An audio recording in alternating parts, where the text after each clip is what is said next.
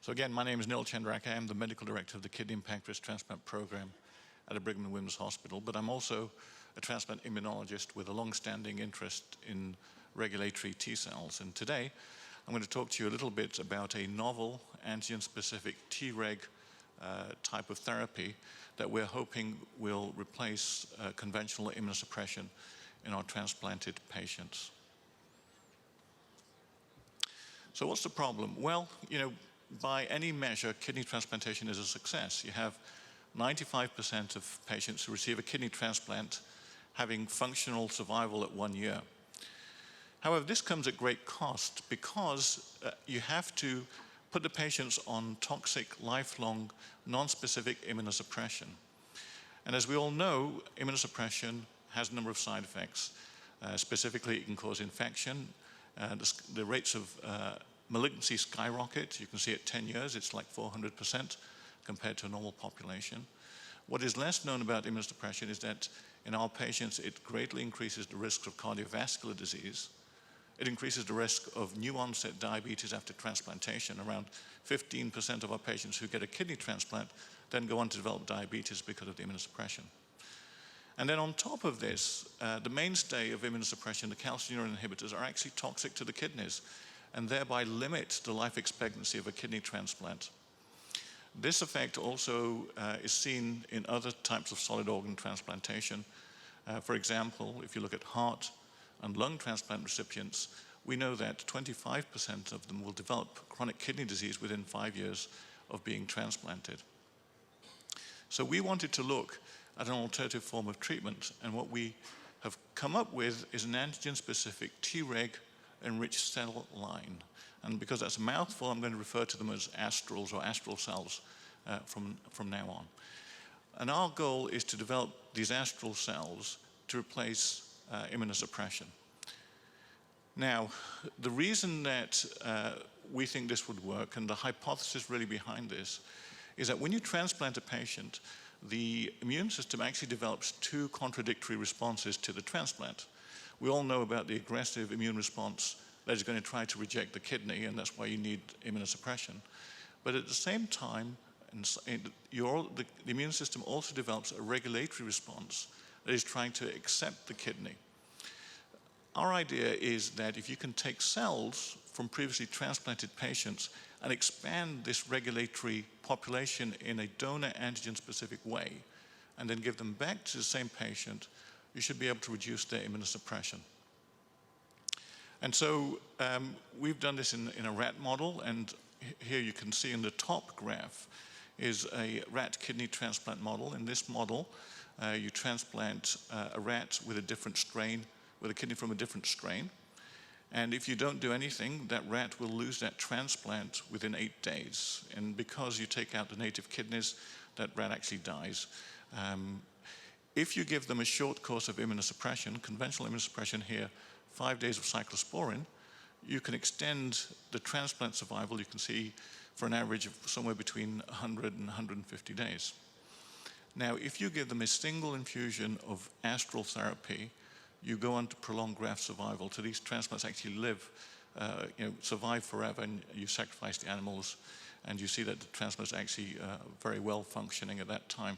In fact, if you transplant skin from the same donor strain onto these animals, they will accept that skin, but not third-party skin, so that the regulation towards the donor antigen is very, very complete. In the lower graph, what you're seeing is that using the same model, if you, in addition to the cyclosporin, give them cells from a rejecting animal from the same strain combination, you accelerate rejection. Now, if you then give those animals the astral therapy, you can reverse the acute rejection and go on to long-term transplant survival. So the idea behind this is that we're taking cells from patients that are already transplanted. In the rat model, we take cells from previously transplanted, stable transplanted rats. In humans, we take them from the patient themselves. And what I'm going to present on this slide is all human data. So each of these lines represents astrals that we've created from an individual patient. And as you can see, that if you use these astrals, they're able to suppress the T-cell response within the recipient to donor antigens. And each of these lines represents a different patient. If you look at what these cells are doing, what you will see is that there's a downregulation of pro-inflammatory cytokines like interferon gamma and IL-6. And as you can see here, IL-6 really goes down to 0.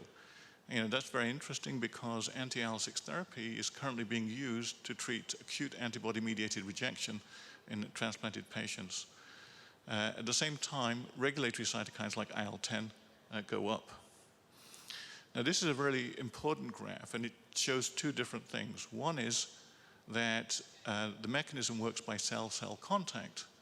But on the other side, where you're seeing indirect and direct, what this is showing you is that if you take these astral cells and you're stimulating them with one donor antigen, these astrals are actually, the astrals that you grow out are able to suppress the response to multiple donor antigens. This is a process called link suppression, and what direct means there is that these astral cells grown by stimulating them against one antigen can suppress the immune response against donor cells, which express a variety of different mismatched antigens.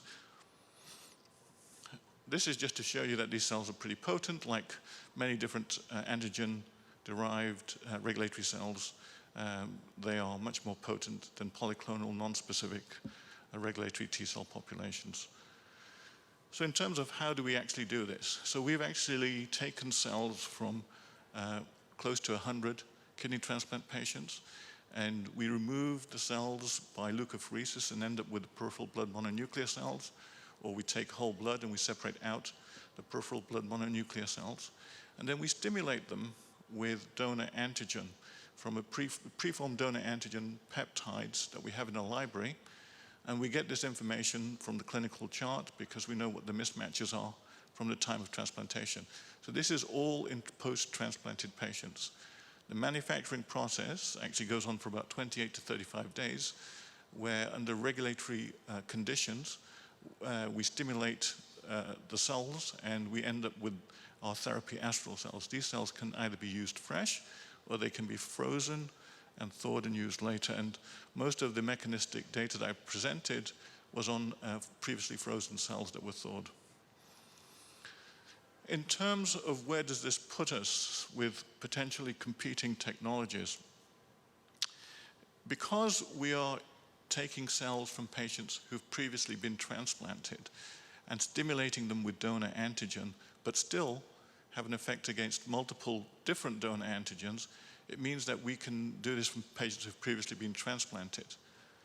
Most approaches to creating regulatory T cells in a transplant population do this at the time of transplantation, because what they're doing is they're looking to get cells from the donor and to create a regulatory response against the donor cells, because they want to create multiple different regulatory cells to different antigens. Because of link suppression, we don't need to do that. Obviously, as I've already said, these are antigen-specific T cells. They're a lot more potent than polyclonal, non-specific T cells. And because of the way that we're doing this, we don't need to engineer the cells, we don't need to sort the cells. So the process is a lot simpler and therefore a lot less expensive. In terms of what is the addressable market here, because we're talking about patients who've previously been transplanted, the number of patients alive with a transplant in the United States currently is about 400,000, of which 60% are kidney transplant recipients, the other 40% are other transplant recipients. This compares to only 7,000 patients per year who are getting kidneys from living donors, which is the approach that other regulatory T-cell approaches would use. So that's a much smaller market. Our initial focus is going to be on kidney transplantation, but we want to expand to lung and other organs. So what is it that we would like to talk to you about? Well, we're seeking an additional consortium partner to complete a $10 million raise. We've created a new company, Therapeutics. We've licensed IP from the Brigham. We've applied for and received feedback in the form of a pre-IND from the FDA, and we're working with the DFCI Cell Manipulation Core Facility as a manufacturer to gather toxicity and release criteria, which will go into our IND submission. We're hoping to start our phase 1 trial next year, and the money raised will be to complete the phase 1 kidney study and to plan for the phase 1 lung transplant study. Thank you for your attention.